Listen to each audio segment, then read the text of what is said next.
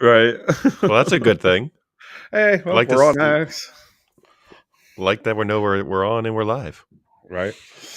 Well, I don't really have a cold open this week. It's I put something up on X that we can do real quick, which was okay. I was really happy to see with Champions League back in full effect that the petty of our home fans stayed strong and they booed the hell out of the Champions League anthem again. Yes. That Yes. stay that Yes. tradition, even though we've won it already and silenced all the haters with that, the home fans still are like, UEFA, you can go do one. Fucking hate you. Literally. Welcome to the Snobby Boys.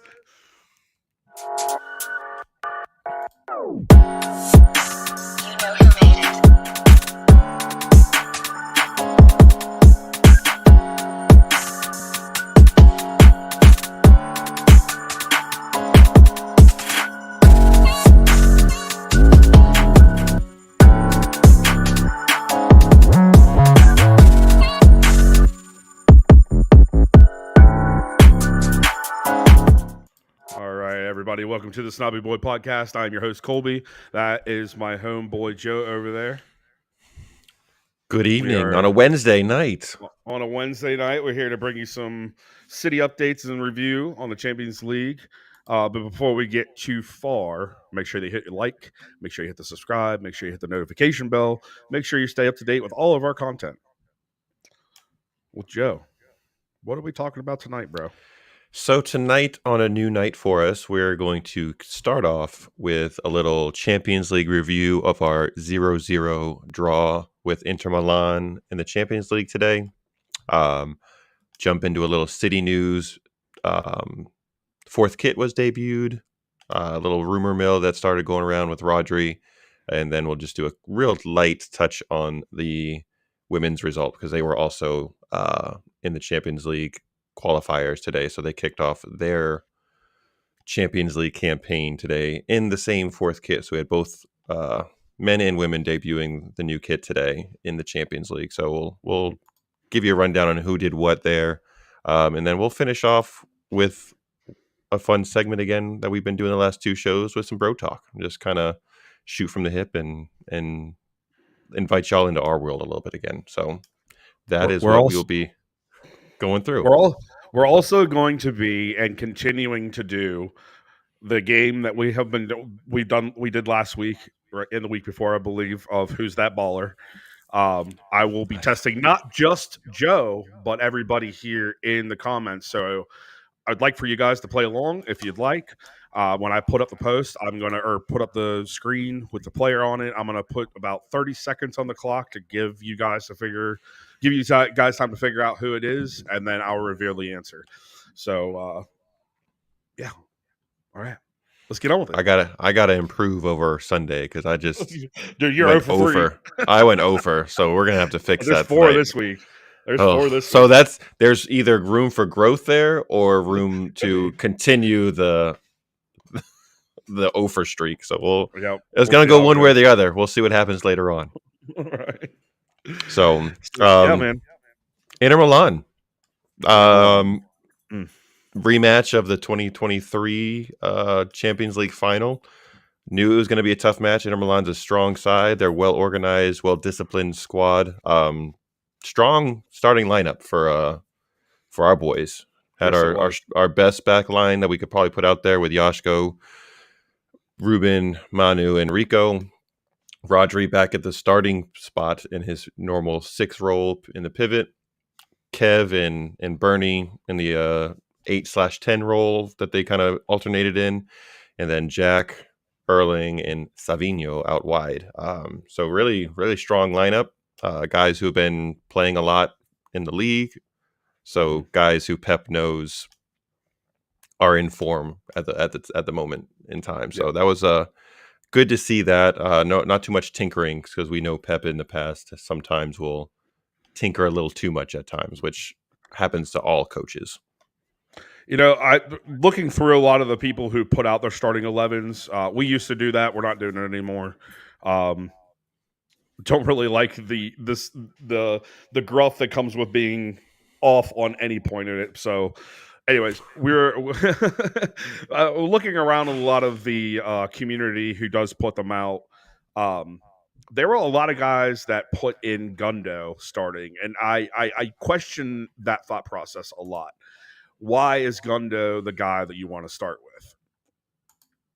Do you have any inclinations as to why that might be an option for them to start with? Because in my opinion, he is a good recharge for Kevin De Bruyne. That is exactly what happened today too. And that's For exactly what me, happened.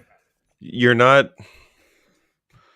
Maybe they want to rotate a little bit for Sunday, but it's the Champions League against our toughest. I won't say group Opponent. stage because it's not group anymore, but our toughest, Yeah. league opponent. You're not going to rotate too much. Kev's been in great form. He's been doing well. You're not, and then if anybody was thinking Phil was going to start, I don't understand that particular move either. No, I don't know. Considering Pep said in the presser yesterday, like Phil's got to earn his spot back because the guys who have been playing and have been healthy, which So is well. have been playing well, so he's going to ride with the guys who are in form and have been Right. there so far to start the season, which is Right. what it's supposed to be. And I Right. think that sets the right tone with the players in the locker room because even though you're Phil Foden, you have to work hard and you have Yep. to show that you're fit, and then you have Yep. to perform on the pitch too, to earn your starting role back. And I think Pep has been super consistent with that with everybody. That the guys who are in form, the guys who are performing, they're going to be the ones in the starting 11. And I think that helps the locker room and the community that the boys have because of Sure. you set the standards. You got to adhere it with everybody, even though if it's your star player who did the double with the Player of the Year awards last year and has been hyped up so much, you still got to earn Right. it. So anybody who was thinking Phil was going to come in and start this match, I don't get Right. that one either. Well, and nothing, and we'll just make this very clear cut for everybody. Nothing is given in the squad, and it hasn't been for some time now. You don't just get the spot because you are or because whatever. Like, you have to earn it. You have to earn it every week. And that's the way that it should be. And any team, any sport doesn't matter. Like, you have to earn your place. He hasn't had the time prospectively with Euros and then, having a late vacation because honestly, that's what Pep prescribed. Um, and you've seen some of the players get back in, and if Pep is saying that he's not informed, then he's just not informed, and that's okay. Yeah, there's nothing wrong with that. He's been sick and he's working his way back in. You're not just going to throw people right back into the wolves, especially against Inter Milan, who's set up to be defensive and physical and all that stuff. So it's like everybody's entitled to their opinion. I just didn't see those particular moves happening personally. Well, there's opinion, and then there's applying logic to your thought process, and I don't feel like a lot of the times there is a whole lot of logic. It's just what they want to see, and that's not how the team runs. you aren't getting the paycheck, so we caught a lot of flack about basically riding on what Pep says. Well, I mean, he hasn't given us anything to discredit anything that he said. Why you wouldn't listen to him and what he says and read between the lines when he's being sarcastic. Like, you clearly aren't on the same level or same thought processes as everybody, including him. And he's not one that plays games with the media in mind games. Like Jose Mourinho constantly playing mind games with media, with his players out in public. Like that was what he did. Pep, it doesn't do that stuff. What he comes and says in pressers and anything time he's speaking, you can take it as the truth. That's just how he does things. So it's you gotta, and like you said, it's been that way since he's been here. It's been so you it's ride not with new policy. He's gonna ride with the guys who are performing well. Yeah. So I wouldn't expect a whole lot of change from the lineup going into Sunday either, depending on what happens with Kev, because he came off. Yeah, because he did come off with a little bit knock. of something. So depending on that, Hmm. but he's not making wholesale changes with Inter Milan and Arsenal in the same week. No, If this was one of not our this early on lower, in the season, too. yeah, yeah, Well, why are you going to take any risks when you have something that's already working? yes, simple. So let's talk about something else that wasn't really working apparently on the pitch for everybody. Uh, the fourth kit that was released this past week. Um, it was dawned this evening as in the first time in a long time, I believe, for City that a home kit was not worn at home. And that seemed to be a big gripe. One thing I will say about it, though, before we go too deep into it, which we'll be getting into that later. This has nothing really to do with the match, but like I said, we'll get onto it later. Um, apparently, the gold in the shirt messed Kanji up in a pass to Bernie, and he accidentally passed it to the touchline ref. I didn't see that. Oh, I just read it. mm-hmm. That was what he said in the post match.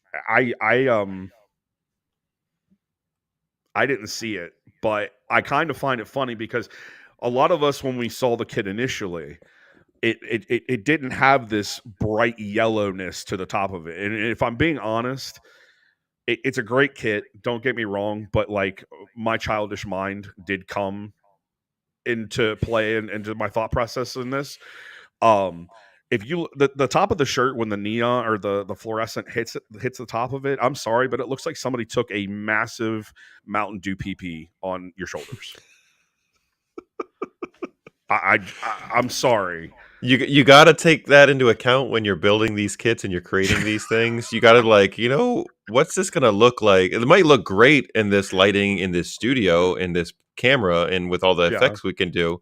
What's it going to look like on 11 dudes, well, 10 guys running around out there with giant stadium lights blasting down on maybe at that nighttime? color's gonna change a little It's bit. going to be a little different than what you expect. So, I'd like to see what it looks like out in natural light. See if maybe it like changes a during the little bit. daytime, But yeah. yeah, Might look a but little different. Again, things you need to take into account when designing kits. right. Also, another thing that I think Puma should take into account when they're creating our kits is not using the same template for other clubs. Like I watched Salzburg today against Sparta Prague, and it's the same kit, different color scheme. It's bullshit. Like we're good enough to be unique, and there are designers out there, I'm sure of it, that can make up a separate one for us and it not be the same as everybody else's. Honestly, because like these kits to me, this year's kits are pretty fucking special. They are Hmm. pretty fucking special, and to use the template out on other lesser clubs, I'm sorry, I'm not cool with that. And it also feels like that's something you do for like club level soccer Yeah, over here. You know what I mean? yeah, Where everybody's got the same like basic Adidas or Nike or Puma kit, and then they just slap yes, their logo on it, but everybody's got yes, like the same design. It's like this is professional now. Like let's right, step it up a little bit. right. Especially if you're going to charge us more for these kits, like make them special. Special Special a little more more special. special, a little More more special. special. Sorry, my English grammar was terrible right there. Sorry for everybody who's a grammar Nazi. Um, let's push into the match. First 15 was felt like very much like a chess match to me. A lot of Absolutely. possession for us. Inter Milan was clearly trying to counter, but they're in and do so while playing out of the back and kind of sucking us into to press and try to hit us on the counter that way. But not a lot of chances created either side. I think there was maybe one Mhm. in the whole first 15 minutes. Um, I think we would have been in more trouble in that first 15 if Inter Milan had pushed more numbers forward at that time. They weren't Yeah. really providing their two strikers any kind of support. If they won it or we turned the ball over in midfield, it was the two strikers against four of our guys. And I'm not a math whiz, but generally speaking, four is going to beat two. It's a Every bigger time. number. Every time. And then you kind of see the camera pan back and we would win the ball back because again, four is more than two. And then you would just see like two banks of four Inter Milan players just kind of coming into the picture. So clearly they weren't really trying to get forward too much in that first 15 or so minutes. That changed a bit as we went further, but we could have been in trouble early if Inter was really trying to push forward and got numbers up to support their two strikers. Yeah, for sure. For sure. The chess match part is exactly, and I feel like that kind of went for the whole match. It Yeah. was just one piece moving after the other. It wasn't. There were no special moments for us. There just wasn't. There was the and there was the butthole pucker, which we'll get to here in a minute. But then it was not so great after that. We get the and then it was like, oh. Yeah. Quite a few times. Quite a few times. 18th minute. It took 18 minutes for us to get our first real chance on goal. Savinho put in a nice cross and Holland got up above their center back and was able to get his head on it, but because he was kind of moving away from goal and the ball kind of floated, it wasn't really a driven cross. He wasn't able to get a whole lot of power onto it, so it was a pretty easy catch for Jan Sommer in goal, who had a very nice game for them. A couple of turnovers with his feet, but he stood up to every challenge that he needed to in goal to keep us at bay. So next 10, 12 minutes or so, not a whole lot happening. A lot of back and forth. This is a snoozer of a first half. Absolute snoozer. Yeah. So the next piece was that kind of pulled out for us was Diaz earning a yellow. First yellow, I think it might have been the only one that he handed out all game, which we'll talk about in the second half because I didn't think that should have been the case. Granted, Diaz did get him a little bit, but he also got a piece of the ball. Yeah. If you want to call that a yellow and a foul, fine. But you got to call it later. But you got to also exactly. So he didn't. He felt Ruben. Usually, if he earns a yellow, he's like he owns it. He's like, yeah, that was me. Puts his hand up. That one, he was very demonstrative that he hadn't done anything to warrant a yellow. And considering that was really his first real challenge and foul, I felt like that was a little harsh. But I'm not the referee, and he was, and he made that call. So you got to kind of deal with it. But you have to hold standards. That's going to be an issue later. Big facts. Consistency is very important. Shortly thereafter, we do get a good spell and around the box and finished with Holland getting a shot off. Just went a little wide right. Sommer probably had it covered, but he was certainly stretching forward to make sure that nothing got past him on the far post.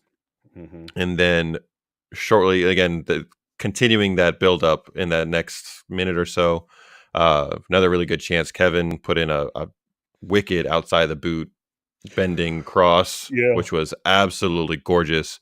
And our boy Bernie took a swing at it and got nothing but air.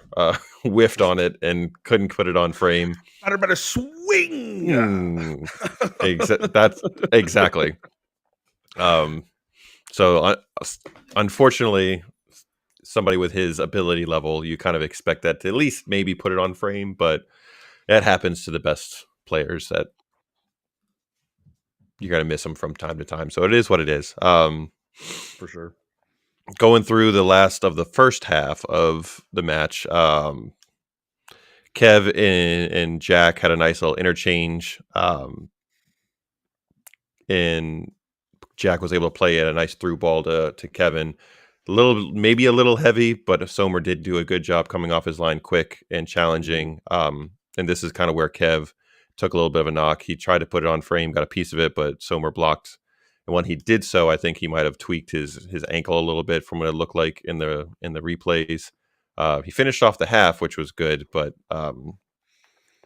we obviously saw there wasn't going to be able to continue because when we came back from halftime, Phil and Gundo were coming in. Eddie I thought had a great game today. One little boo-boo, which wasn't great in the first half with his distribution where he almost cost us. But otherwise had, I thought, a really good game, and he had a really key stop to end the half before they got a corner. I Mhm. think their outside back had made a really strong run going forward and got past. That was on the right side, maybe Rico, Rico, and who was was playing able up very high today all game long, all which game is long why they were being successful with getting on the long counters. balls Yep. on the counters because we had. And it wasn't just being high forward; he was also high and central, so that's a lot of ground Yeah. for him to cover and to get back when he gets up there. But Eddie was able to keep the ball out of the goal, got a good position, just put it out for a corner, and they weren't able to capitalize.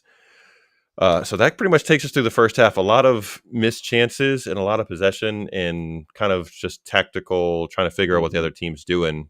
Inter, to their credit, played really well. They were super organized and had a good game plan. So were we great?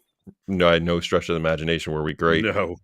Um, but part of that is because Inter had a good game plan, and the Mhm. way that they set up was they knew they have a good manager too. Is he Pep's level? No, because nobody is. But Inzaghi's a very good manager, and he knows how to come up with a good game plan to kind of counter what we were looking for and look at Mhm. what we were trying to look to do. So, what are your overall first half thoughts, my friend? Well, my first half thoughts on this is it kind of goes back to the lineup.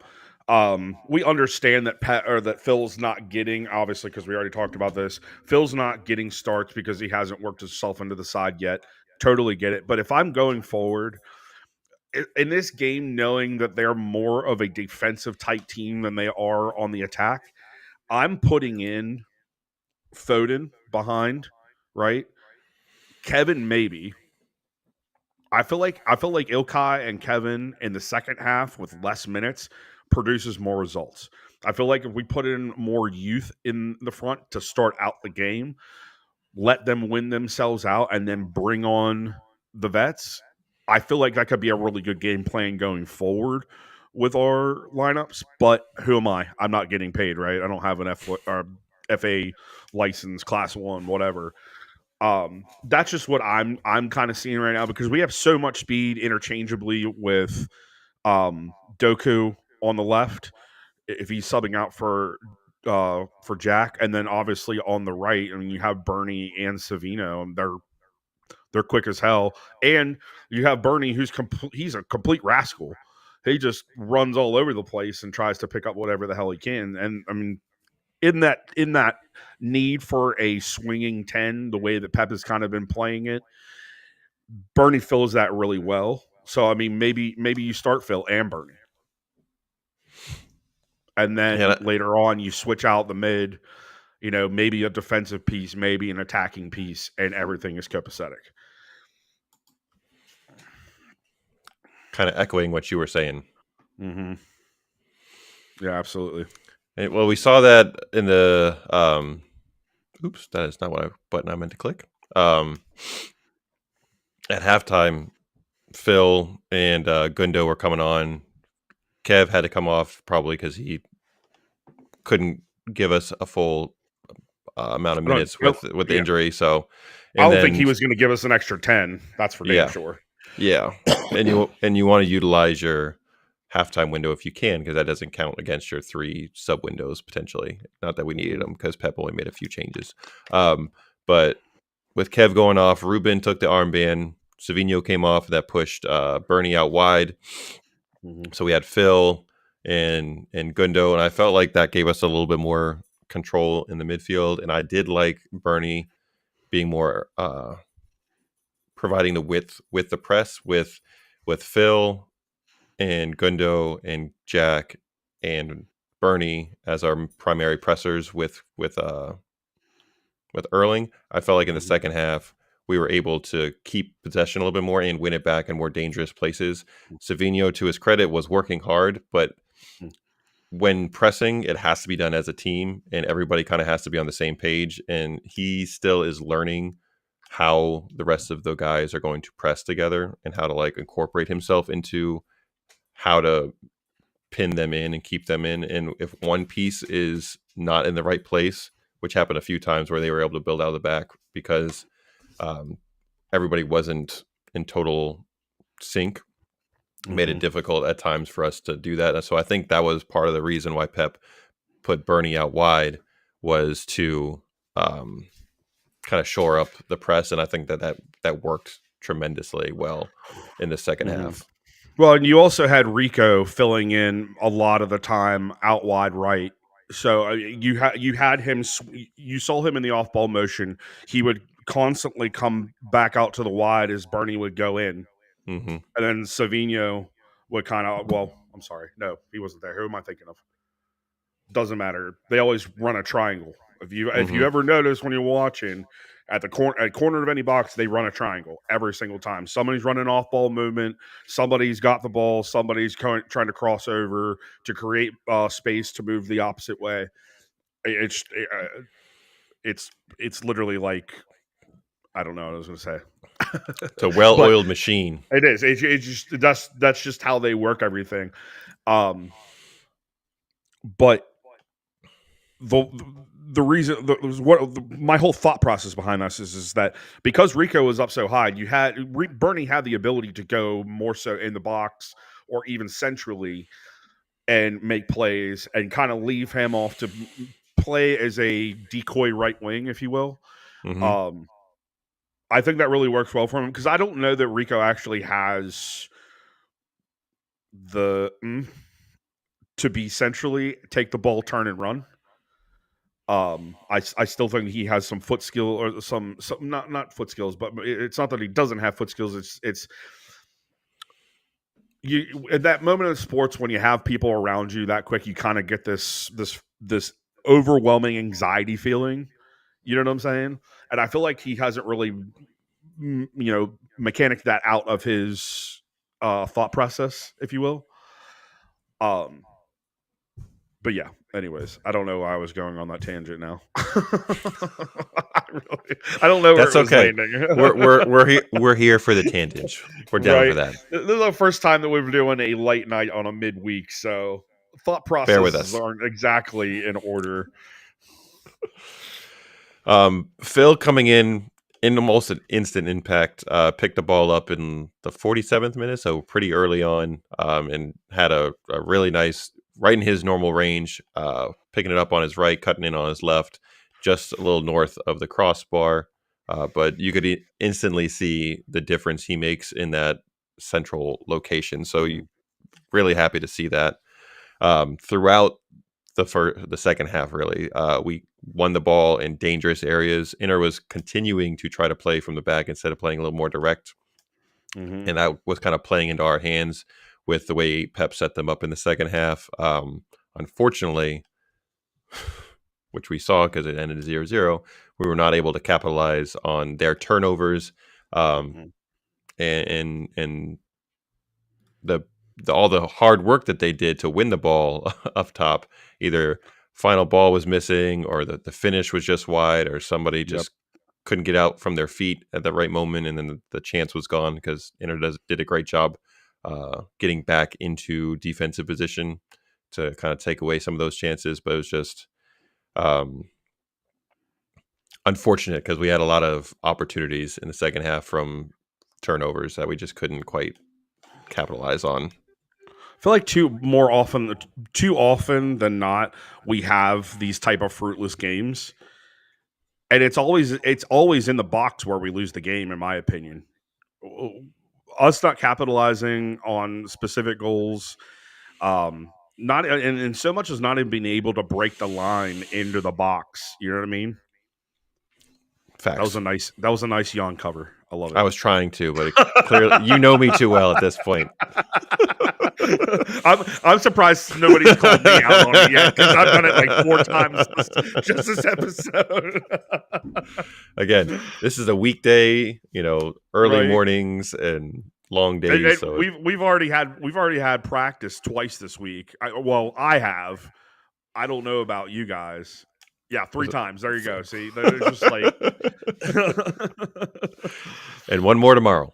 So yep. we referenced this earlier in the episode with the inconsistency, shall we say, of what was and was not a yellow card foul in the second half.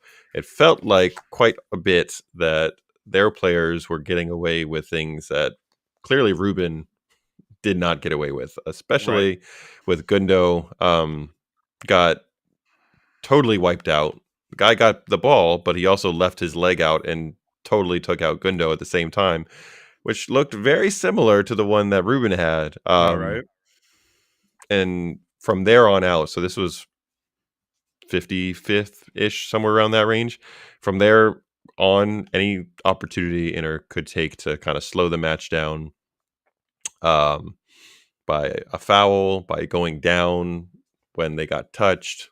Uh, Sommer was taking his sweet time on most goal kicks at that point. Dude, And the any amount of time wasting that motherfucker did in the second half, bro. It took everything for me to not throw something at the screen. yeah, Mm.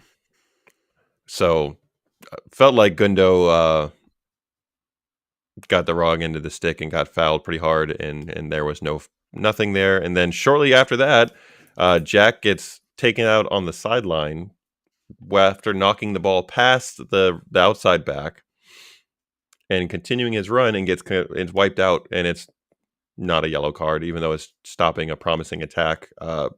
Should have been a clear yellow. And then I think right after that, Mkhitaryan came on. Jack dribbled past him, dude just straight like kicked him. And Yep.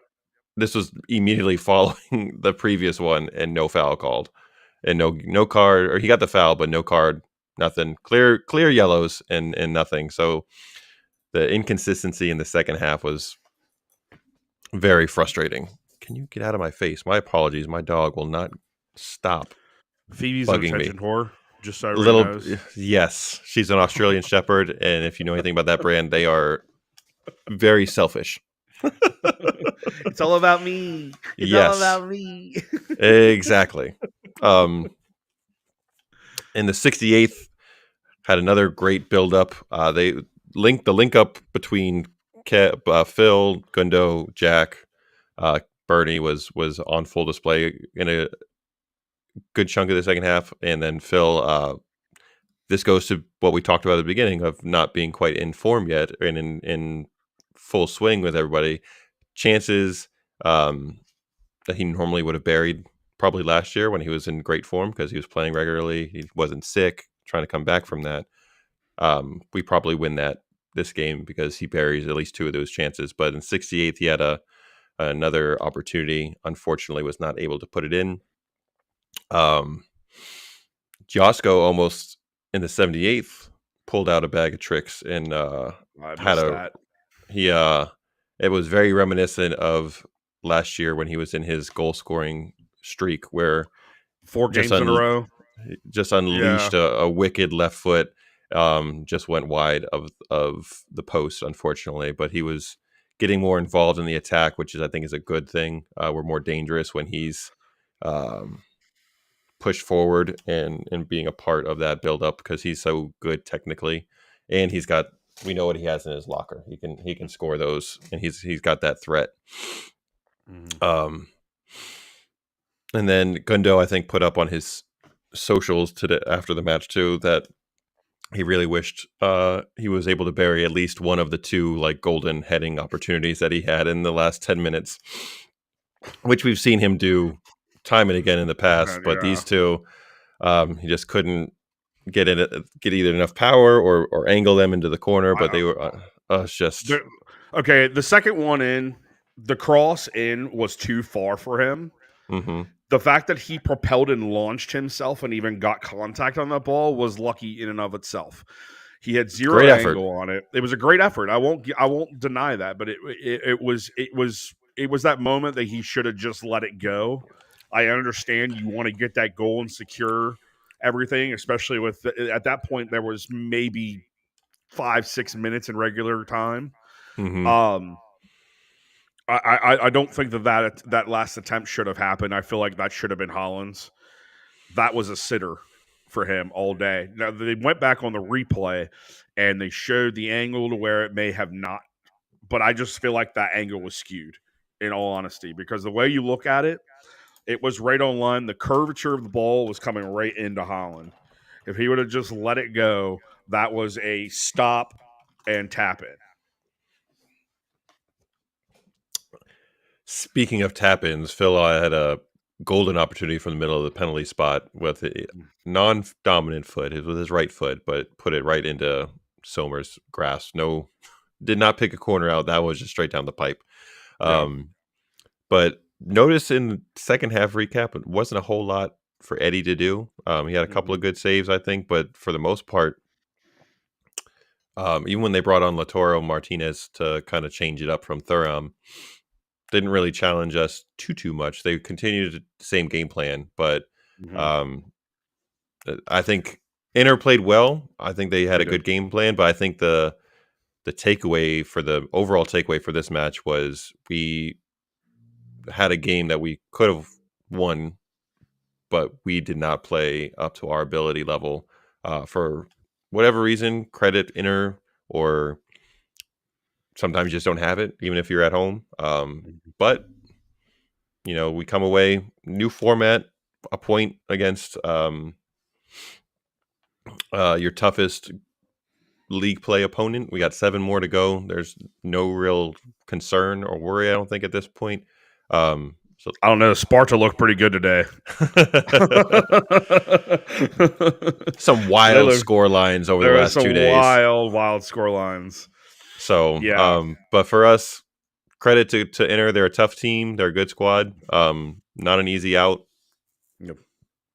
Take your point, and I think really Sunday is the as much as it's great to be back in the Champions League. I think Sunday is maybe on Sunday's their gonna be minds a little bit massive. more. That's Yeah. huge Yeah. match. So Yeah.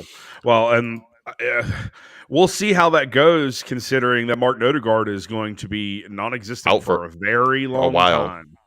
So we'll see what happens with Arsenal. We all know what they're capable of, right? So I don't know. Let's go to intermission. We're going to come back. We're going to do city news. We'll be talking about 115. We'll be talking a little bit about the fourth kit. We'll be talking about Kit Man. He's left us after 15 seasons. And we'll be doing a few more things as well as our Who's That Baller game. So sit tight. We'll be right back.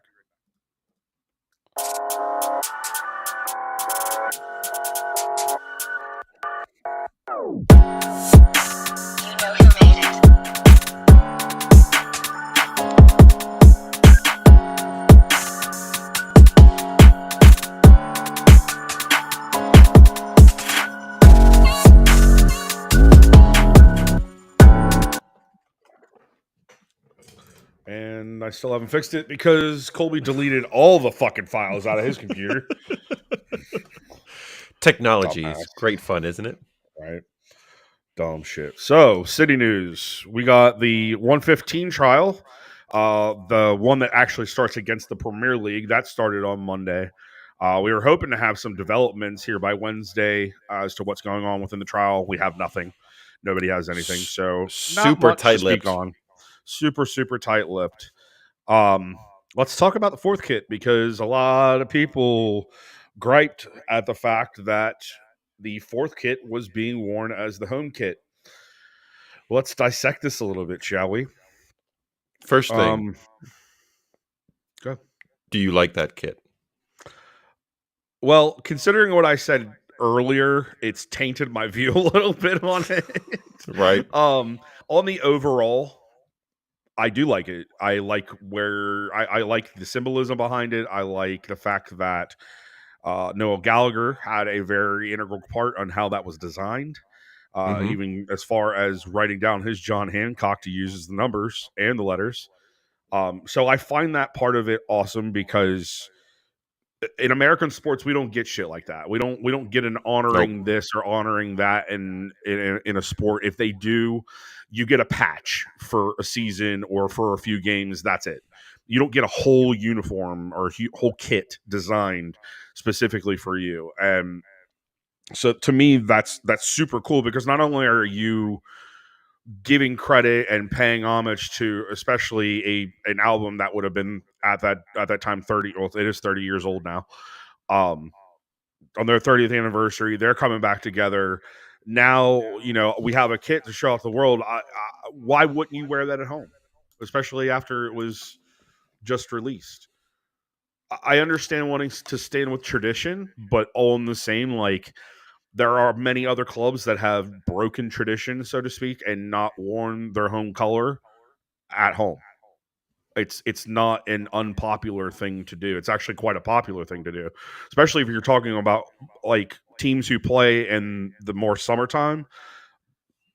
If your home kit or your home uniform is typically super dark, you're wearing your whites at home and you're making the other team wear the dark shit so they can get worn out.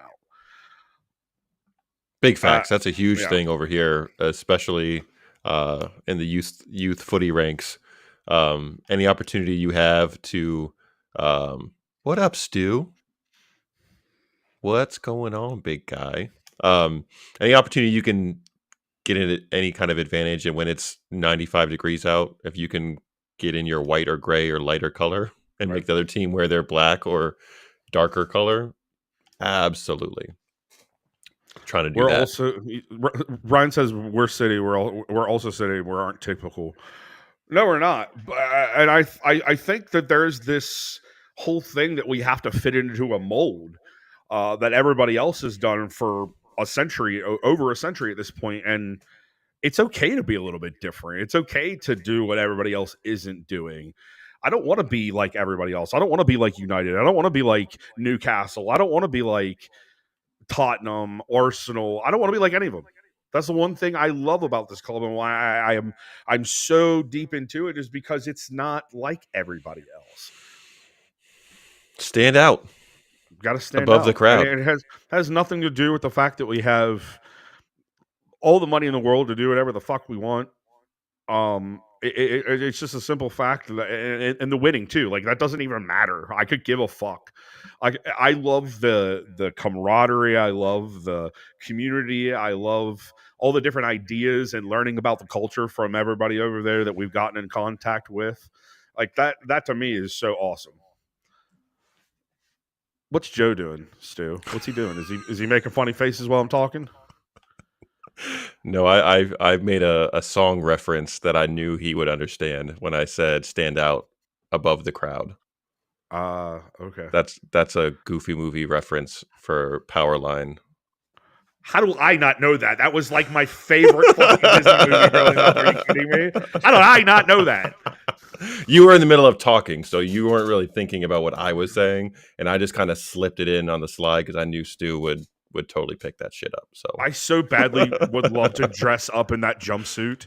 oh my god, Right. So there was actually a big name DJ that did that for a whole summer where he dressed like Powerline, and that's phenomenal. I commented on it. This is back in my days whenever I was into DJing and EDM community and all that stuff. I wrote him a message and I was like, "Yo, I think that's really you were being professional." Hardly professional. Hardly professional. But no, I wrote him a message. It was like, I really think that's cool that you're wearing the yellow jumpsuit. You look like Powerline. And he was like, you're the only person who's got that. Like he responded back to me, which was super cool. But then he told me, he's like, you're the only person who understood that. How does nobody get that? Right? Especially with that demographic of people. Mm-hmm. I guess Big they were too facts. young. I guess they're too young. I don't know. But yeah, what was I saying before we went on that little We little were tangent? talking about the kit, Talking the about the fourth kid. kid wearing it at home, and Oh people yeah, kind of being grouchy about it. yeah. Well, and you know what? Here's the other thing. I'm sorry, but there are far too many of people over there that I don't know if it's a lack of vitamin D. I don't know if it's what it is, but literally will find anything and everything to gripe about. It's ridiculous. And it literally takes the fun out of the fucking sport. Like talking to those type of people is exhausting. I do Block out the everything haters. right. I do anything and everything to not have a conversation with somebody who constantly gripes about shit. A, they can't control. B, like who cares? There's so many, this even goes down into like talking points. Like they get so wrapped up on shit that does not matter at the end of the day, just to talk. That's all it is. It's just the I don't tongue. got time for negative Nellies in my life. No, there's There's enough enough of that shit negative in the shit. world. Bingo. Don't Enough of need that it. shit in the world. I don't need it from you, and I'm not going to. The beauty Bingo. of free speech is that I don't have to listen to it.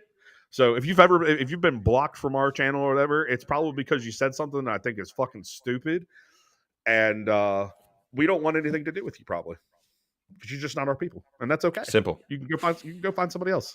We don't Because care. you'll find your people, and that's good. We'll And be that's happy for exactly. you. Exactly. We can still honor the same colors and not have the same opinions. It's okay. So the little heartbreak of the week. Mm-hmm. We say see Totally you out of the later. blue. Totally 'Cause out we of the don't- blue. There was 'cause- no preface to this. Right? And we said see you later because it's never goodbye. It's just see you later. No. He's a blue. He'll always be a blue. But Kitman Brandon Ashton, dude, salute to you for all the good times that you had. Thanks for giving us the quote from Jack Grealish of "Oi, don't mess up a Gucci bag." The number of times we got to see you on documentaries celebrating with the Yeah. boys, sliding in your underwear across the locker room In his knickers. and his knickers, and just seeing his camaraderie with the boys Yeah. as it was awesome. Seeing his popularity grow and how he just interact with everybody. Genuine dude, and best of luck to him going forward and whatever avenue life takes him, because he Right. is well loved and super loved, I know for sure, from all the fans here. For sure. And the boys sure. in the locker room. So You know, I was supposed to do something when we came back from the little intermission video that I didn't do.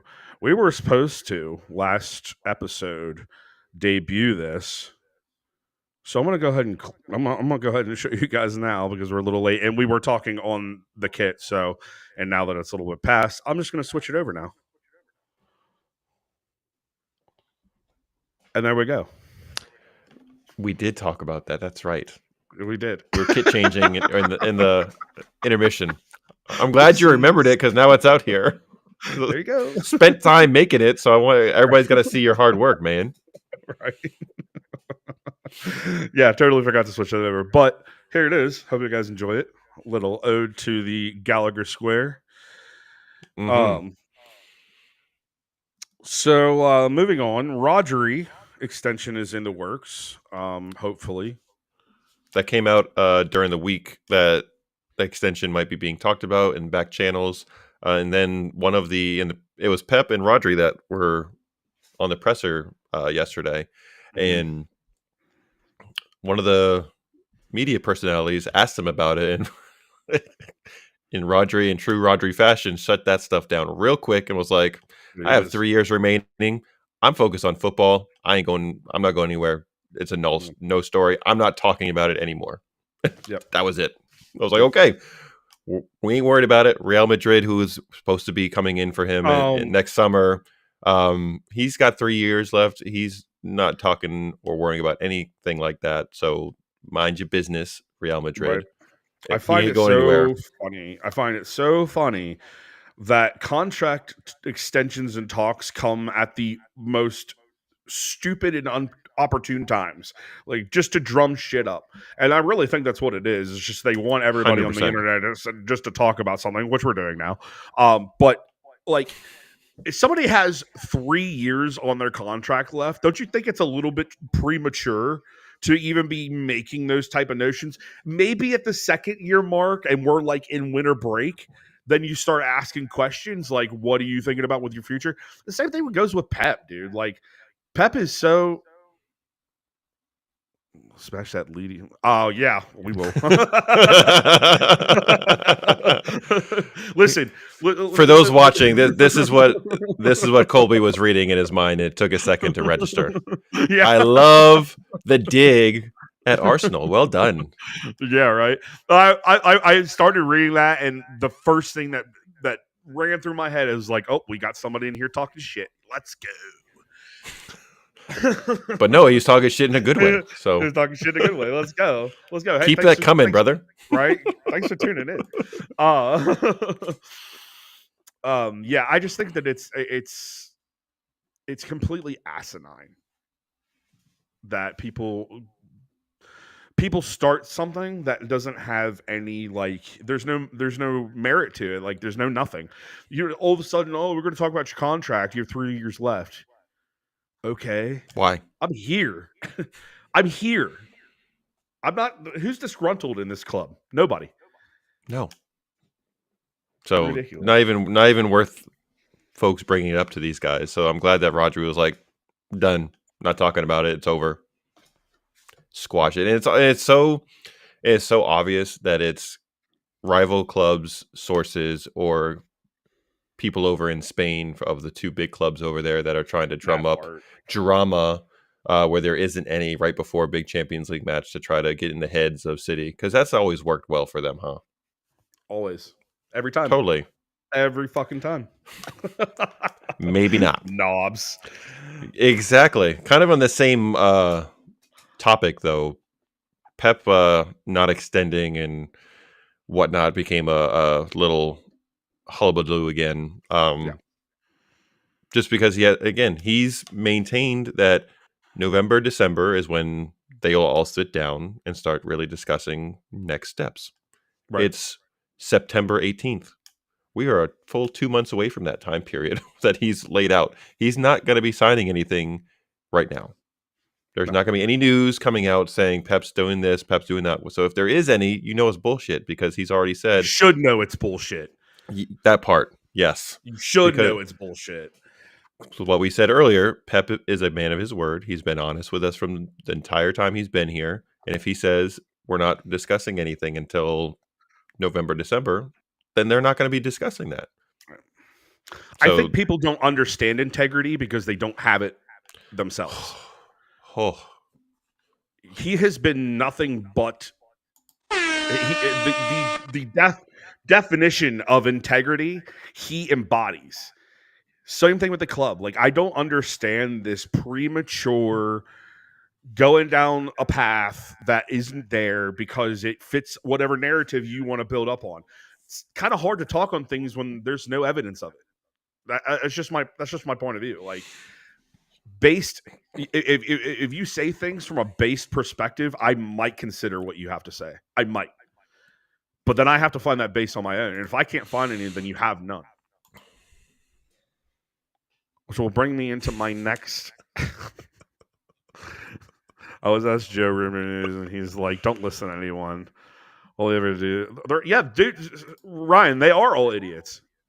For the most part, that they literally don't have anything, so they make something up so they can have something to talk about, and it is a click-based thing. And it's funny because people would probably accuse us of being people who are just looking for clicks, but at the end of the day, we really don't care if the channel grows or not. We're here to build a community with people.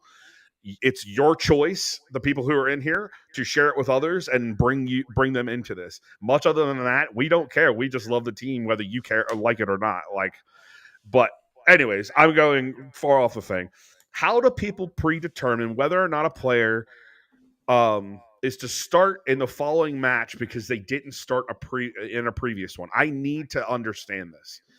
Where I saw this, and I'm gonna call the person out who did it. LB said on one of his posts that he does not see Foden starting for the next one because he didn't start in this one.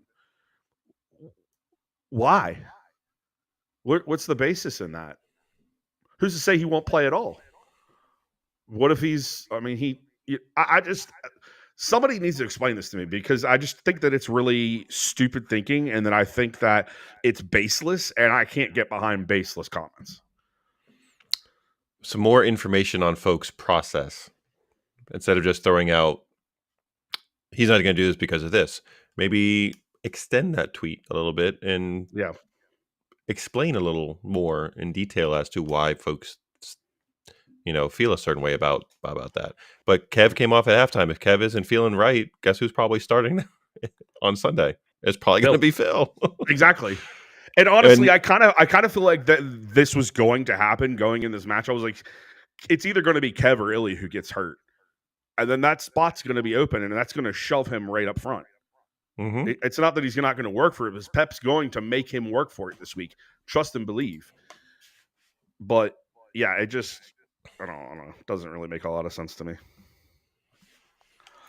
Just explain a little bit more, because you have more than 140 characters now. You can use as many as you like, because most of Right. y'all have Especially those the verified profiles, so you right. can um Use what you're given. yeah, type them out. I'm going to take this question from Ryan. Now, off of that, what do you do with Diaz with the yellow? Does that change anything for you guys? With I the new mean, format. So like the next Champions League match yeah. I with mean, eight for or seven me, more. we the thing of where I was just talking with somebody about this earlier is I believe it was Patrick Donahue. We don't have a lot of worry in the midfield and the attack. We have so many pieces that we can rotate and reload as needed. Defense is a little bit different. Um, Diaz being out, we still. It's not to say that we don't have somebody to kind of to fill in his spot. We still have John Stones. You know what I mean? Ake being out is definitely hurting us in the grand scheme of things, especially if we're looking at sustainability of the defense with injuries and only having X amount of players within those four positions. He's out Um, another month or so, I believe, is and the he's out another month. diagnosis. Yeah. So we don't have any Ake. I can almost expect it to be a John Stones, a Kanji middle if necessary, and it still be okay. And you probably even see John Stones work up into that pivot role beside Rodri like we've seen before. So I mean, it's very interchangeable. It's not.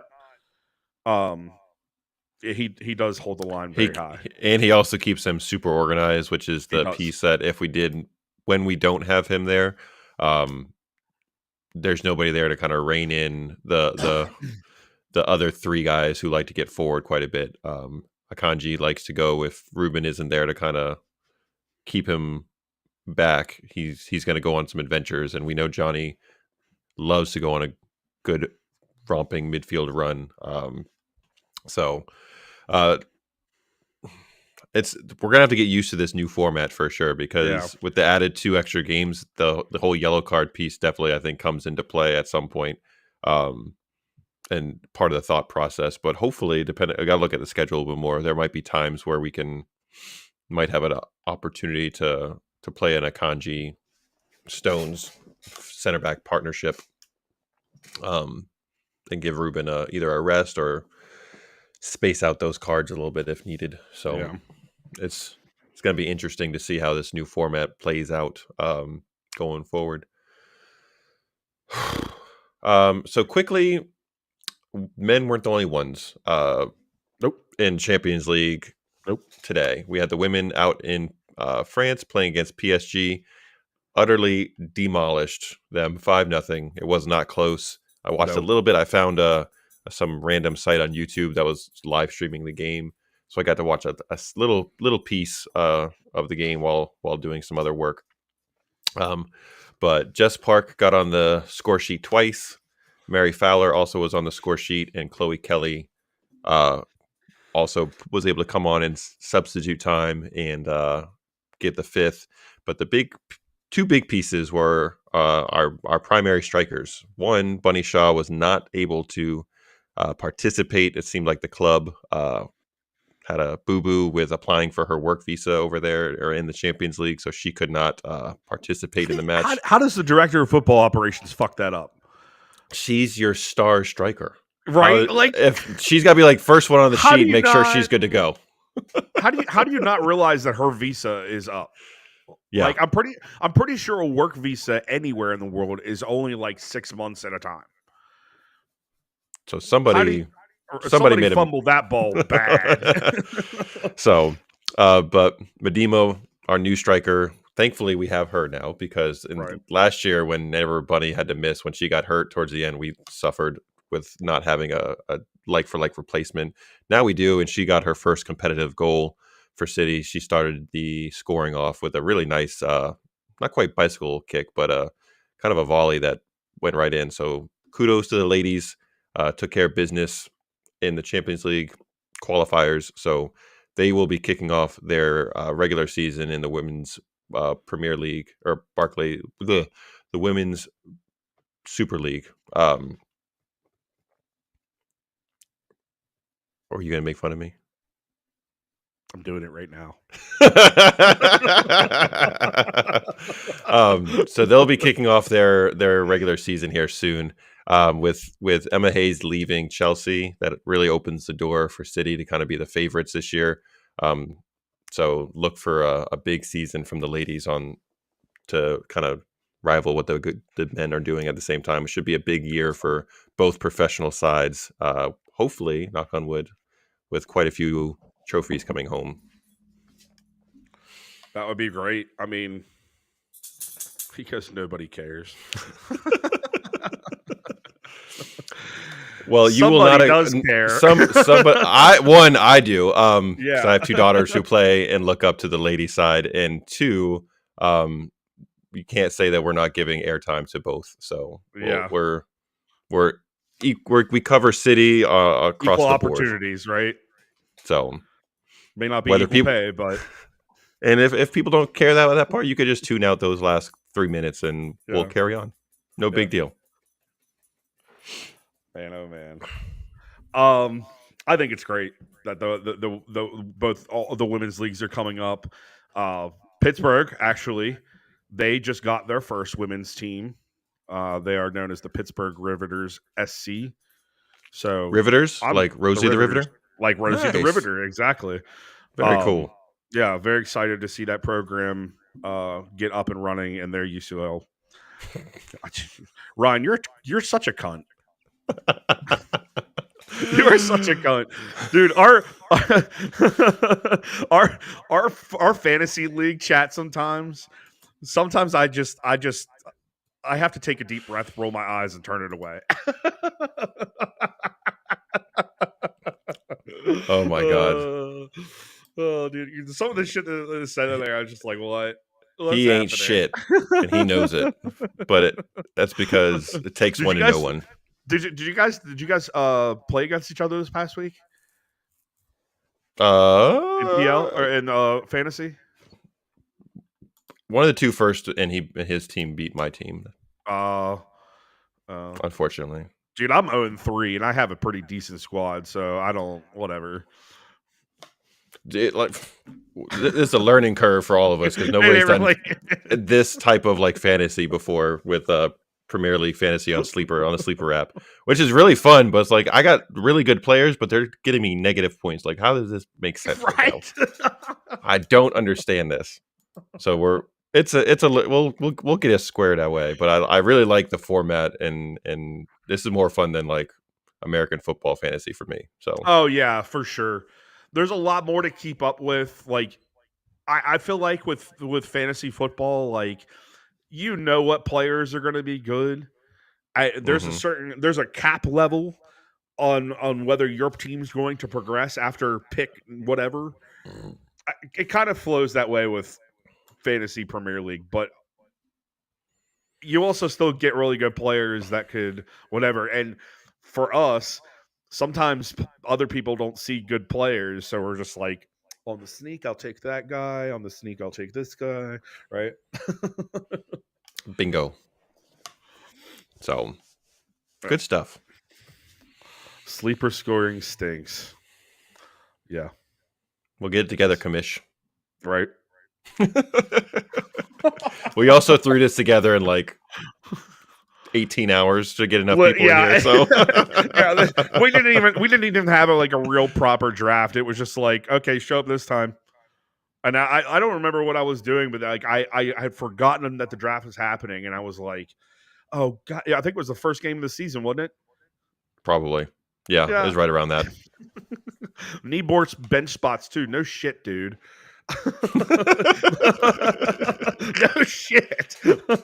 Especially with how much rotation happens, because you're like, hey, I got Bernie and Doku, but are they going to start? Nope. Pep decided not to start those guys. Right. So it's like, shit. And then you don't want to drop them, but what can you do?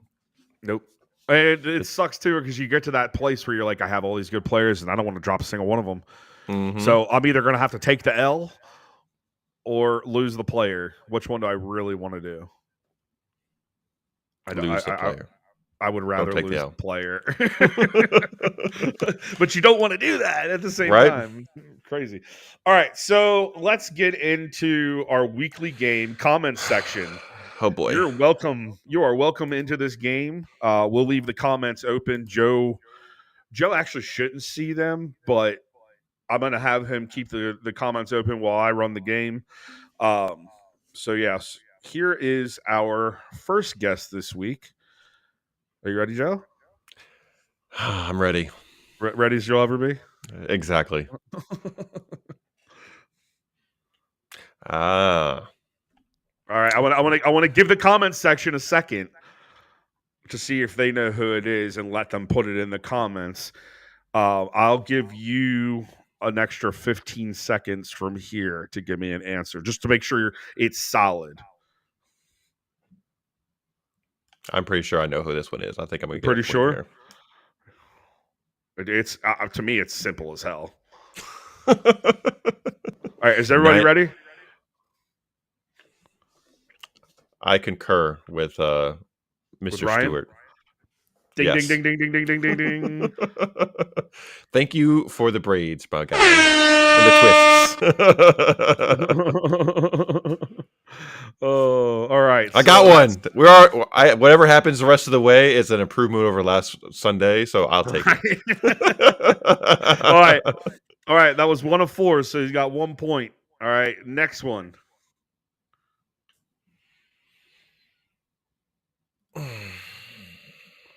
This one might be a stumper because I could probably see it being a couple of different people.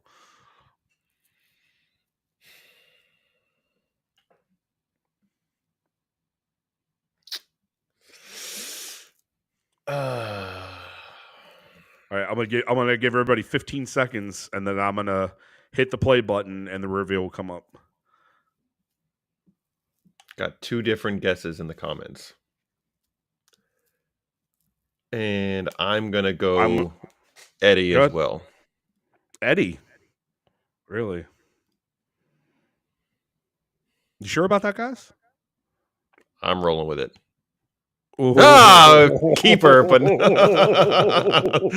I stumped all you motherfuckers. Damn. Had the keeper right, just the wrong one. You did. Hey, good guesses though for the comment section. Those Eddie, I honestly would have went with every single one of them except for Eddie. Really? Yeah. All right, going on to the third one. Take a second, guys.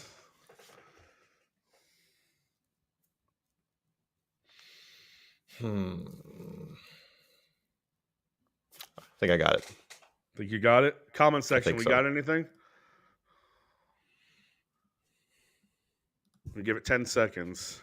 We got 10. 1 for Jack. I'm going Doku. Are you sure? I'm not sure about any of these, but I'm rolling with my answer. Ha ha! All right. Nice one. All right. Let's go. 2 out of 3. You're 2 or 3 now. You're 2 or 3 now. So let's get into the fourth one. This one, honestly, to me, even from looking at it, is if you can't get this, you might get roasted. Oh boy. Okay. Is everybody ready for this one?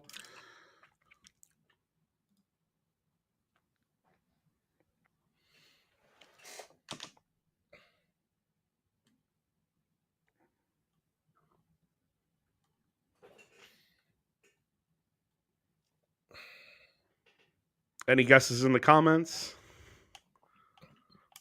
They must be thinking and staring at the screen like I am because they can't see me staring at the screen, and I'm like analyzing every little thing. Listen, there is one. He goes, roast me. I will. Listen, there's only been a few players in recent years in the attack that have worn gloves. That is your only clue. That doesn't look like Sergio's face, though. Or Mahrez. Riyadh or Sergio. It's one of those two. All right. Answer is coming. Everybody locked in? We got Holland, Rodri, and who? Those are the two that have come through, and then Ryan just asked, "Is this current?" I can't tell you that. I'm going Sergio. Ding ding ding ding ding ding ding ding ding ding ding ding ding.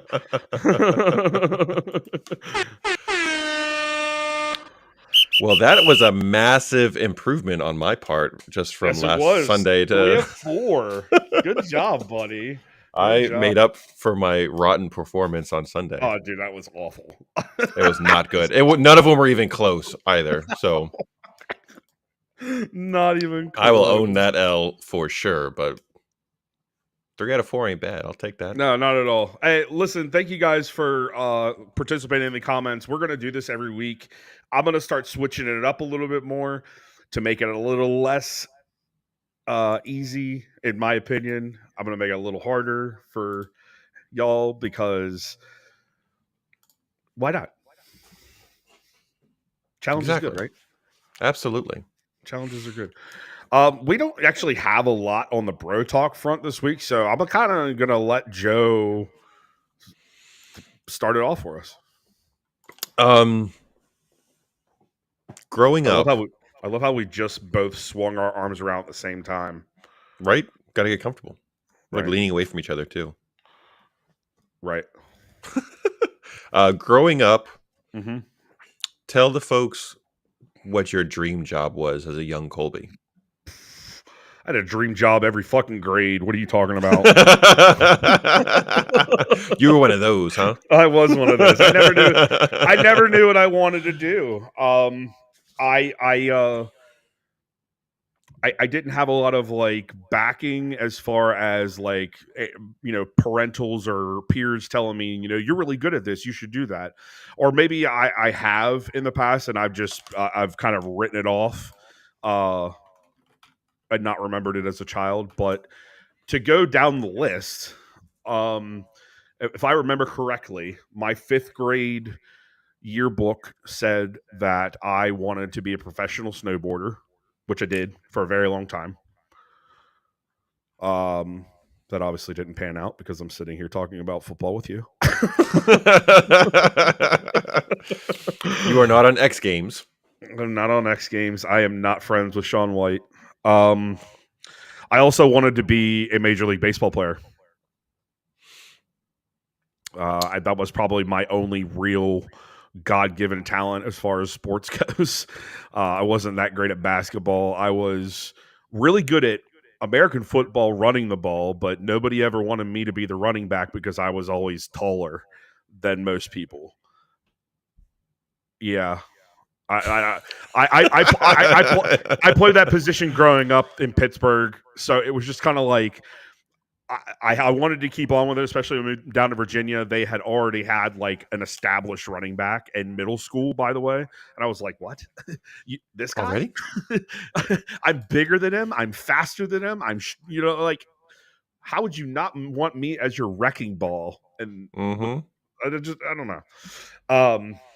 But yeah, so snowboarding, baseball. If I was going to like choose a private sector job, I wanted to be a nightclub owner. I can see that for sure. That kind of pulls together a lot of the things that you're into. Yeah. Good at. Yeah. My love for music and like flashing lights and all that stuff, like it's been honestly where it all started was I snuck watching A Night at the Roxbury behind my mom's back. And I fell in love with club life through that. Like, even though they were like 2 complete idiots, I was just like, oh my God, I want that life. I lived that life for a little bit. And I mean, granted, I didn't become a club owner or anything like that, but I certainly had many positions within the club. I won't say that I would take those days back, but I also wouldn't do them over again either. Yeah, It was part of your journey, but it's going to stay there. it's just some really ratchet shit, Hmm. especially in my festival going. Like, uh, things I don't really want to think about right now. What about you? How about you? What did you want to be when you grew up? I Mine would echo what Ryan put in the comments. Peace, Michael. Thanks for stopping by. Um, I played basketball 24/7. I Mm, ate, slept, breathed basketball, so I wanted to go on and play professionally, be that here or abroad. That was my biggest dream was to do that, and then it shifted a bit to wanting to do that, and then kind of be like a GM or work in the front office of like a sports team. hmm So those are kind of the two things that I really latched on. I knew sports was something I really wanted to do and be a part of. And I wanted to play because I loved playing basketball. And then when I realized I had a ceiling on my athleticism, shall we say, hmm even though I'm very tall, um, I am not quick, fast, or have jumping ability. White men can't jump is 100% I was about to say a that's real 100% thing. real, apparently. Yes. So um, so once I realized that I probably wasn't going to go that route, I was like working as like a GM, working in the front office, assistant GM, like building my way up through there to be a part of a team. I knew I wanted to be on a team. Um, Mhm. so that's what I wanted to do growing up. I'm actually really surprised that you have not tried or you didn't try to work for Monument at some point or whatever they were before they became Monument Sports. Yeah, I Don't you? keep my finger on the pulse of whatever city put out on their job search things. I get regular notifications on from the club on what Shit, maybe I should do that. hey, right. But once I got through like high school, I realized like kids and sports were my two main passions, and I was Mm. like, well, marry those two things together. That is a PE teacher. So Right? um, And those who cannot teach gym. precisely, we're If really anybody this. know, if anybody knows where that quote is from, put it in the comments. Please do. Um, but really, the PE teachers are the smartest ones in the building because they get paid the same amount as the English, Spanish teachers, but we get to fucking play dodgeball all day, And not grade homework. right? Um, so I have, I think, two other questions for sure. Okay. If anybody has some they'd like to throw in the comments, please do that too. But Yeah, if there's anything you um, guys want to know about us, ask. or just random ass questions that pop in Yeah, your head. Um, exactly. what is the craziest? Well, let me rephrase that in a in if you can share it without getting yourself in trouble. What's a crazy or silly reason that you got yourself into trouble? I have a story from my college days to share. Um, I can go the one, first if you want to get an example. the one that's coming right to mind. I'm not trying to put up my business out on the internet. Totally fine. Um, I'll let you go first, and I'll think on it to see if there's any other ones that are like. Okay. Freshman year, I was at Towson University up north of Baltimore, and I was in the dorms, old style dorms. So it was like an L shaped. Can you hear me? I think I lost you. I can't hear you. Bear with us. I cannot hear you. Can you hear me? So I can't hear you then. Can you hear me now? I can. You're back. I love when I touch my mic in the wire, like Hmm. lightest Just touch. oh, we disconnected you. No, you didn't. Come on. So for me, I was in the dorms, and some friends and I, um, being the smart 18, 19-year-old boys we were, at that time, uh, airsoft guns became popular, Yeah, and we had several of them in the dorm rooms, and we're like having real airsoft. looking airsoft guns. This is the silly shit about this. Mine were very clearly just the clear ones, not super high powered, nothing like that, right? Spring loaded, I'm What? sure, right? Yeah, Okay. one gentleman thought it would be a good idea to bring a CO2 powered one in Oh no, no. and shoot it out the window of the dorms at cars on the street, right? So clearly, then people call the popo. There's an active shooter. He- and People he wonder why gets we have himself gun problems in America.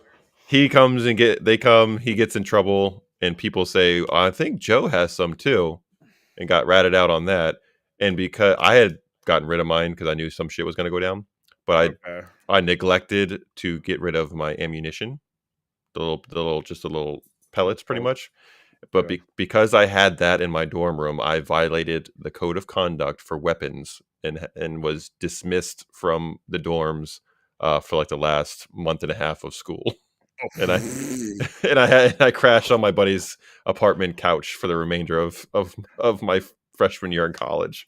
I would have been. Who gives a shit, dude? I'm Yeah, gonna be living off campus in the next 4 months, anyways. Get mm-hmm. one. It was utterly ridiculous, absolutely ridiculous. I was like, I don't even have the guns here. Like, what do you like? I just have the ammo, and they're like, well, and I had to go like to like the The admin board. yes, and get Oh my and talk to god. somebody and have them tell me that I wasn't welcome to stay in the dorms anymore. Okay. Your dorm sucks, by Bye. the way. It was the worst. They were the worst. It was the oldest ones on campus. It was the one where there was Oh. one shower or one bathroom for all of the people on the floor. So it was shared showers, all that stuff. So I was like, I don't want to stay here anyway. The worst part was having to call my mom and say, so I'm gonna not be in the dorm, but I am gonna be crashing on my friend's couch. So I still got a place to stay, but it won't be the Right. dorms. And they were like, fucking idiot. Like, I was like, whoops. That could have been a lot worse. 100%. That could have been a lot worse. Oh man. See, dude, I'm still having trouble finding An the appropriate dumbest. Yeah. Yeah. Okay, I need you to I'm really having trouble with that one. I really am. You got another one for me? maybe another question will help me think of something else. I don't know. build me your perfect pizza pie. I'm gonna catch so much heat. I catch so much heat. First of all, let's break down pizza, right? Because there are several different ways to have pizza. Some may not understand that, but in America, there are different types of pizza. Um, so if I'm going to choose from the main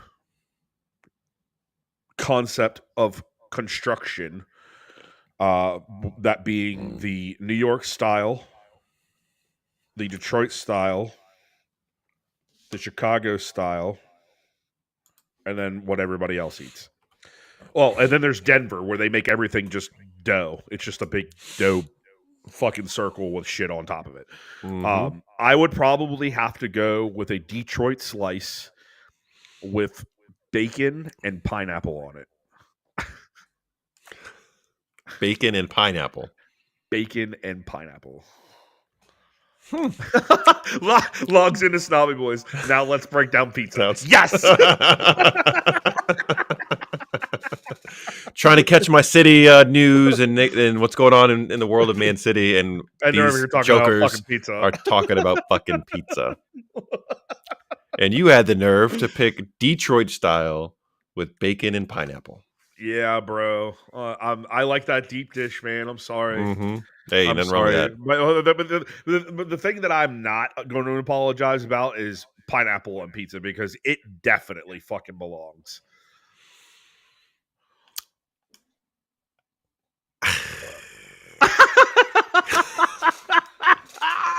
He goes, dude. Okay, hold on. Let's give some context and some preface for everybody, and let them know that you have a childlike taste buds. Okay. That was once the case. I have since expanded my palate more. Okay, so let's Please, as long as you don't put black olives on your pizza, we're good. absolutely not get that shit Thank out of you. here. I'm a. It's got to be the good pepperonis that kind of like curl up and like keep Oh, all the you like the little cup? You like the cup yes to pepperonis? get all the. The And grease? I also like the little like the chopped ones, not like the little cubes, but Like the shit you get on a Red Baron? no mixed in with. But I want that. I like New York style. I like the big slice I can fold up and Oh, sure, yeah. um but pep, uh real Italian sausage, maybe a little Not the ground crumb, beef. not the crumble, right? The Right. slice. Yes. Okay. Yes. With a little homemade real ground beef, not the fake ground beef that you get at chain places. Dominoes. Oh my Yes. god. Blech. And then I need a heavy, not a heavy, but a generous amount of garlic, some Italian seasoning on top, and I need a good, healthy amount of crushed red pepper on that bad boy too. You do more than I do, especially with the crushed red pepper, because I've had some bad experiences with crushed red pepper as I a it youth. doesn't always agree with my stomach, but Oh, it never did. I always am gonna put it on top of that bitch because the little extra heat I am here for. If I was gonna go with like second tier, it would probably be a New York pie with pepperoni and ricotta and garlic. Because that That you sounds spread that you spread that ricotta on top of that, man, with all that grease, bro. So good. gimme. Gimme, gimme, gimme. Got any more random questions for us? Um.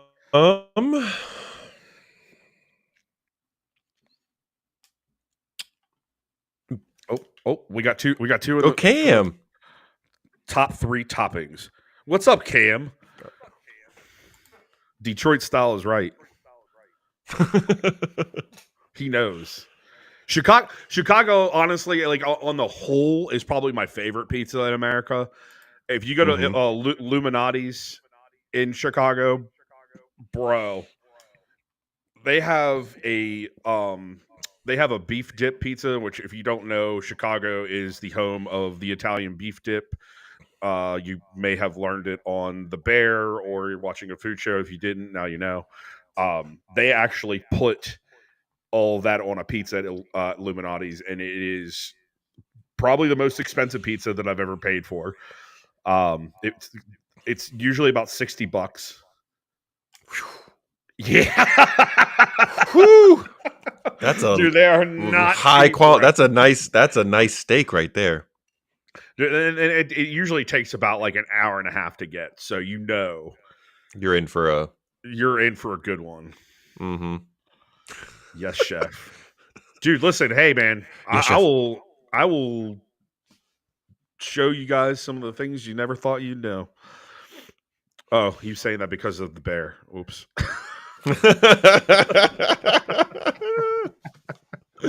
Oh man, it's getting late. It's getting late for these old motherfuckers right here. Oh, If you could explore the ocean or space, which one would you want to explore? mm,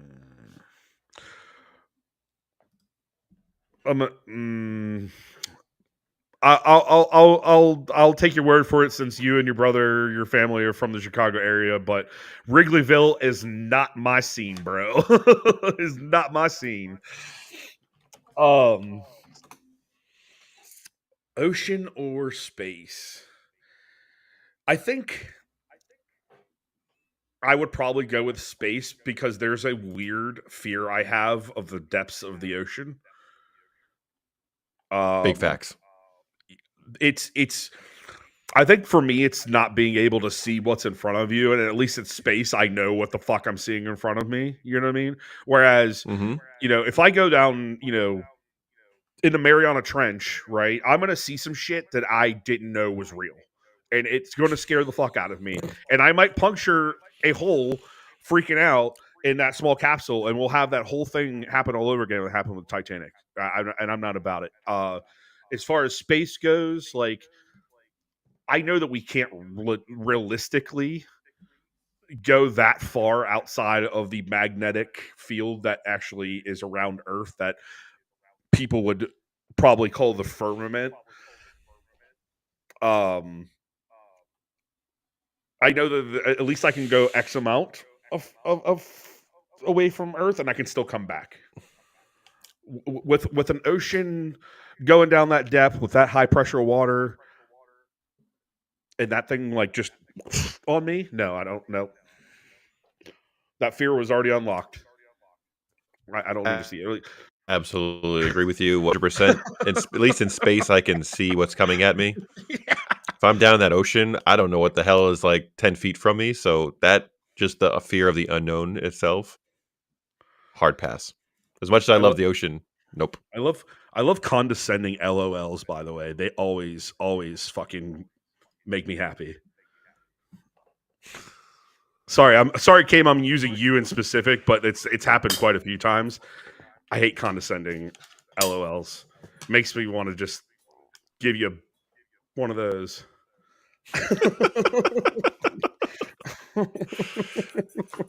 Last question that I have Sure. for this evening is if you could go back and witness any historical event, which one would you pick?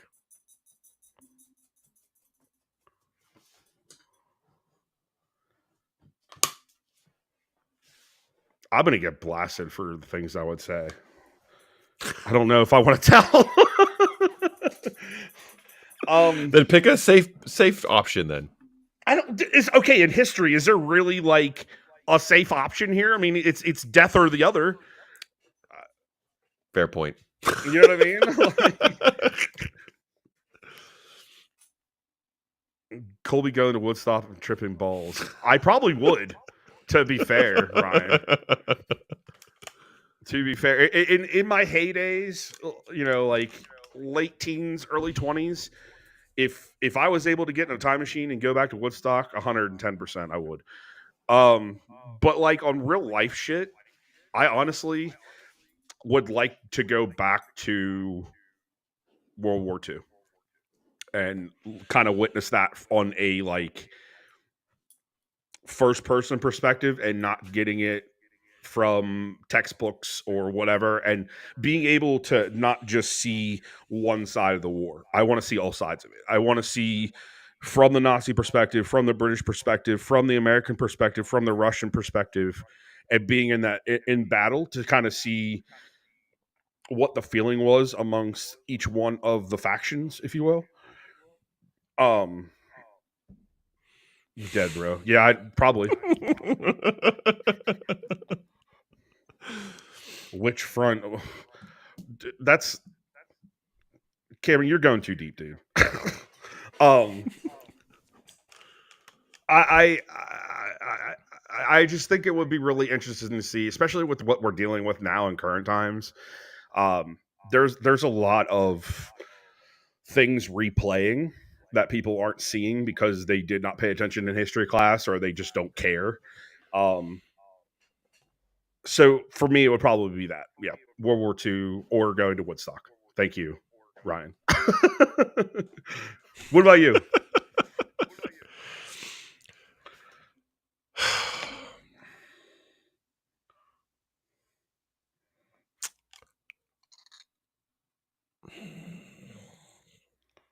The first one that pops in my mind gonna make me seem like a real dick. All right, hold on a second. I read that and heard I would like to see a real dick. That's Seem all I like a heard. real dick. Oh. Seem like a real dick. I hope that you don't want to see a real dick. There's one just No. right Nope. there. If I wanted to, I could. Real easy. Um, Listen, okay, hold on. Can I just make a real funny about this? of course you may. If Kate Winslet was in fact Rose, I would board that fucking ship. Tell me, don't tell, not one of you in here tell me that you have not banked on Kate Winslet's tease. That was a very PC way of saying that. Well done. I had to do my best. That's all you can ask for. I'm pretty sure my son's watching, so I'm trying to be as PC as possible. There you go. You. I'm gonna save that one, and I'm gonna say I would like to see the Gettysburg Address and see that happen. Yeah, because I spent a lot of time up there growing up. My parents would take us up there all the time for day trips to explore the battlefields and everything, and that's kind of a big moment in U.S. history. So getting to see that live and in person, I think would have been pretty dope. I have to agree with that. That is a part of our history that, like I was just saying, is almost repeating itself in our current times. So I think that would be another good one to see that everybody should see. Yeah, that comment right there was 100. Yep. Yes.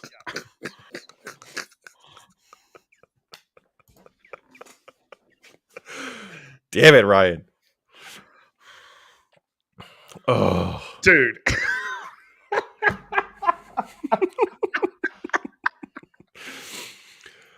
Now all I can hear is the quote in my head.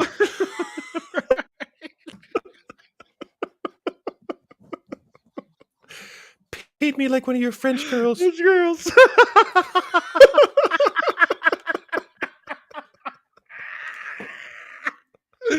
Oh shit. What has this become? This, you know what? Honestly, we should just say fuck city, doing a city podcast and do just like random bullshit for 2 hours. There you go. I don't know. I think You Should Know podcast has that well down, even though one side of that panel is an absolute retard. Excuse my French, but not all it's not all the there. wheels are not totally spinning. No. Unfortunately. I was just watching one of their clips earlier, and Peyton had never had he had never had guacamole.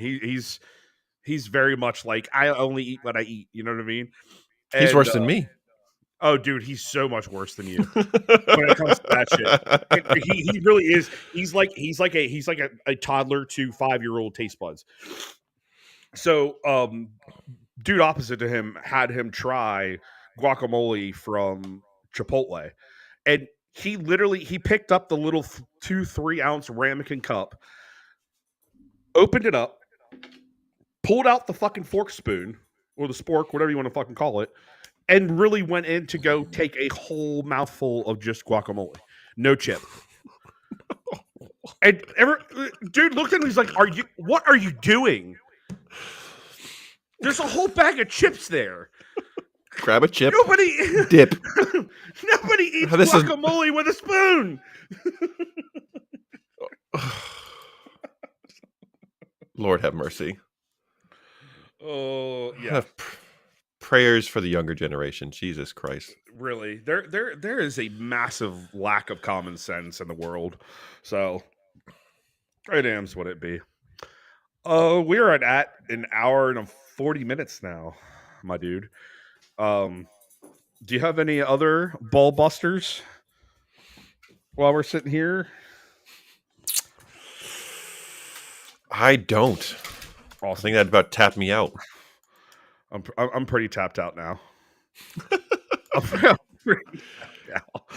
All right, so we want to, of course, every week welcome everybody, or excuse me, thank everybody for coming in here and spending your evening with us. You could have been anywhere else in the world. You decided to be here to hang out with us, and we appreciate you guys for doing so. I want to send a special shout out first to everybody that was in the comments tonight. Thank you very much for being here and greatly appreciate it. Sorry, Cam, I didn't want to answer your question, but it really in that moment it was way too deep. Like there's so many different fronts in that war that would be a really hard one to go after. But nonetheless, thank you guys for being here. We also want to appreciate or send our appreciation to all of our loyal fans that come in here and watch after the fact.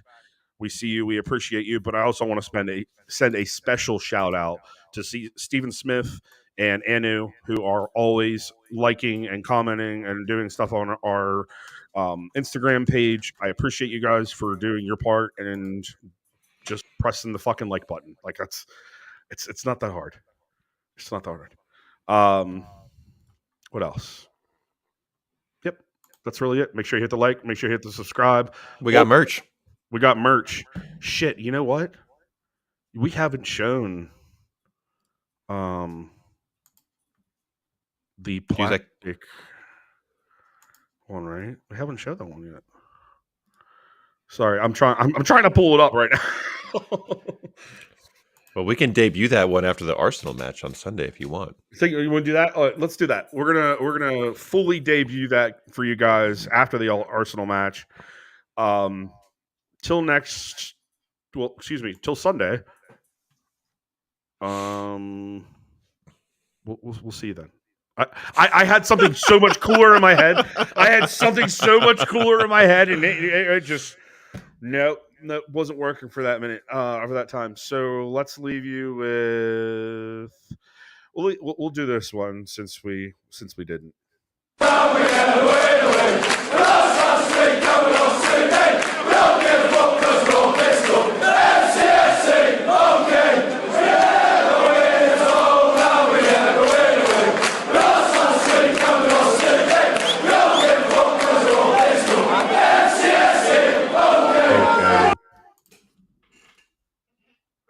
Bye.